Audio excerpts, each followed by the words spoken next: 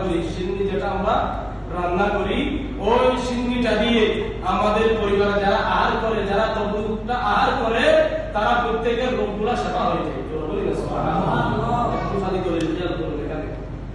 যখন মুসা খলিলুল্লাহ মুসা আলাইহিস সালাতু ওয়াস সালাম, সাইয়েদনা মুসা আলাইহিস সালাতু ওয়াস সালাম হঠাৎ করে একদিন কি হয়ে গেলেন? অসুস্থ হয়ে গেলেন। কি হয়ে গেলেন? অসুস্থ হয়ে গেলেন, অনেক রোগে আক্রান্ত হয়ে গেলেন। আল্লাহর দরবারে ফরিয়াদ করলেন, ইয়া বারি তাআলা, আল্লাহ শরীর তো অসুস্থ, আমাকে সেবার জন্য কিছু কি বাঁচিয়ে দেন, ওষুধ খাওয়ার জন্য কোনো একটা জিনিস আমাকে দেন। আমার আল্লাহ ডাক দিয়ে বলে, ও মুসা রে, শুনো শুনো, ওই একটা গাছ পোকানো আছে, ওই গাছের পাতা তুমি যখন আহার করবা তুমি সেবা হয়ে যাবা। জন্য বলে সুবহানাল্লাহ। তুমি ওই গাছের পাতাটা আহার করো, তুমি সেবা হয়ে যাবা। তখন মুসা আলাইহিস সালাতু ওয়াস সালাম ওই গাছের পাতাটা নিলেন, নেওয়ার পরে আহার করলেন সেবার নিয়তে। তখন সাথে সাথে মুসা আলাইহিস সালাতু ওয়াস সালাম সেবা হয়ে গিয়েছেন। জোরে বলি না সুবহানাল্লাহ। সেটা আল্লাহর ছিল, ওরা ছিল, কিন্তু আরেকদিন যখন হঠাৎ করে অসুস্থ হয়ে গেলেন, আল্লাহকে বললেন না, উনি নিজে গিয়ে ওই গাছের পাতাটা কি করলেন? আহার করলেন। দেখতেছেন অসুখ ভালো হচ্ছে না, তখন আল্লাহর দরবারে আবার গেলেন, ভগবান আপনি তো প্রথম যখন আমি অসুস্থ ছিলাম আমি সেবা হয়ে গিয়েছিলাম, আজকে আবার তো আমি আহার করলাম, সেবা হলাম না কেন? আমার আল্লাহ দিয়ে বললেন, মুসা রে, শুনো শুনো,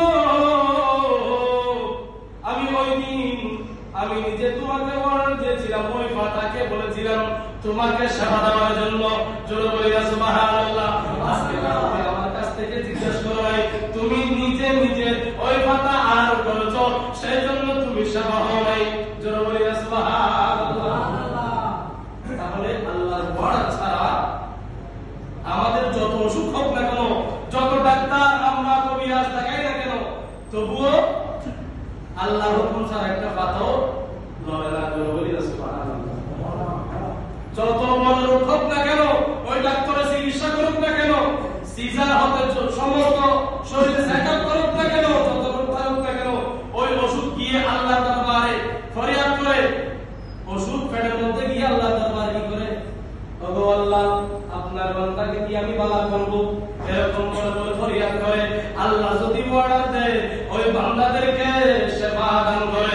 জোরে বলি না সুবহানাল্লাহ। তাহলে আল্লাহর উপর কি রাখতে হবে? একই বিশ্বাস রাখতে হবে। কথা বলুন ঠিক কি না? আল্লাহ তাআলা আমাদেরকে আল্লাহর উপর বিশ্বাস স্থাপন রেখে অটল থেকে ঈমান আকীদাকে হেফাজত করার তৌফিক দান করুন। আমিন। সালাতু ইয়া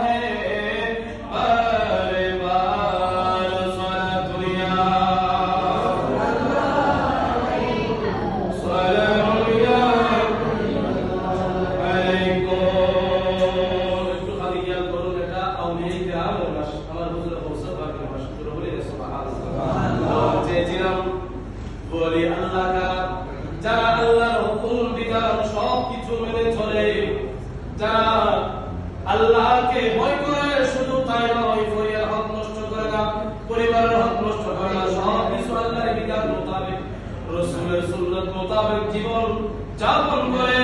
একমাত্র যারা ইসলামকে পুনর্জীবিত করেছে, ইসলামকে যারা আমাদেরকে পৌঁছে দিয়েছে, ও আউলিয়া কেরামরা ইসলামের তাগিদ দিতে দিতে যুগে যুগে নসলে নসলে আজ পর্যন্ত ইসলাম আমাদেরকে পৌঁছাচ্ছেন আউলিয়া কেরামরা। জোরে বলি না সুবহানাল্লাহ।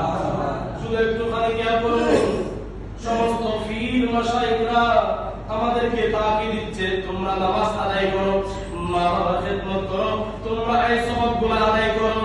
করার কারণে তোমরা যখন একে একে এক এক তলার মধ্যে মর্যাদার মধ্যে পৌঁছে যাওয়া, এই আমলগুলো করলে শুধু তাই নয়, ও জগতের বন্ধুরা শুনো শুনো, আমরা যেহেতু পাঁচ ওয়াক্ত নামাজ আমরা মসজিদের মধ্যে এসে আদায় করি, কথা বলুন ঠিক কিনা?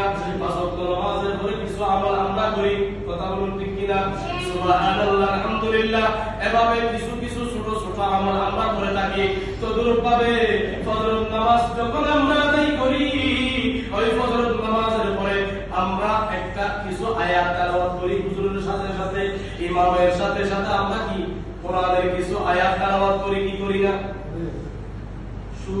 সূরা আসরের শেষ 3 আয়াত যেগুলো আমরা আদায় করি, ওই আয়াতগুলো আদায় করার কারণে আল্লাহ তাআলা বলে, ও বান্দারে শুনো শুনো, কোন ব্যক্তি যদি ফজর নামাজ এবং আসর নামাজের পরে কোন আল্লাহর বান্দা রাসূলের উম্মত সূরা আসরের 3 শেষ আয়াত যদি আদায় করে ফজর নামাজের পরে, ওই ব্যক্তির জন্য আল্লাহর পক্ষ থেকে 70,000 ফেরেশতা নাযিল হয়। জোরে বলি না সুবহানাল্লাহ।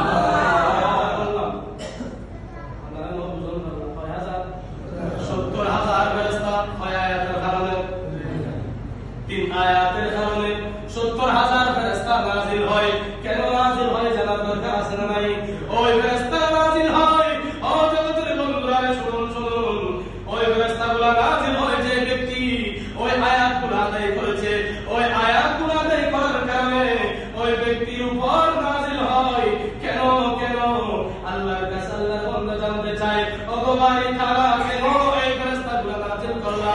একমাত্র কারণ ওই ব্যক্তি যদি কোনো মুসিবতে পড়ে, ওই ফেরেশতাগুলো আল্লাহর দরবারে ফরিয়াদ করে, ইয়া বারি তারা, আমরা তোমার ফেরেশতারা, তোমার কুদরতি সৃষ্টির ফেরেশতারা, আমরা দোয়া করতেছি, এই ব্যক্তি আজকে ফজর নামাজের পরে যে আয়াতগুলো তেলাওয়াত করেছে, ওই কারণে তুমি আমাদেরকে নাযিল করেছো, ওর জন্য মাগফিরাতের জন্য দোয়া করার জন্য আজকে জন্য